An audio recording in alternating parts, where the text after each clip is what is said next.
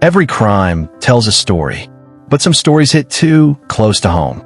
A young woman just days away from graduation. A killer with a single excuse: she hurt my feelings. And a system forced to ask, was that enough to justify murder? You're watching Crime Chronicle. Subscribe for real stories. It was supposed to be the happiest week of her life. A gown, a diploma, a future brimming with promise. Alexis Mackey was 22 years old. She had survived the long nights, the pressure, the anxiety. She was hours away from walking across a stage that would mark the end of one chapter and the beginning of everything she had worked so hard for. But what Alexis didn't know was that someone had already decided that she would never see that moment. Someone who once told her he loved her. Someone who had stood beside her, laughed with her, held her hand. Someone who refused to let go, even after she did. On the evening of November 27th, 2023, that someone showed up at her apartment. And within minutes, everything shattered. Multiple gunshots ripped through the air.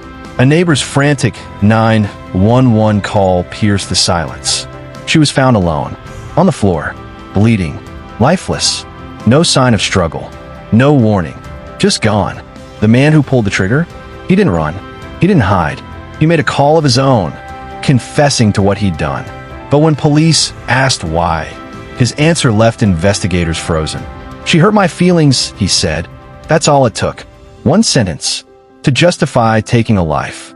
In court, he would tell the judge about his mental state, the substances in his system, the pain he claimed she caused him.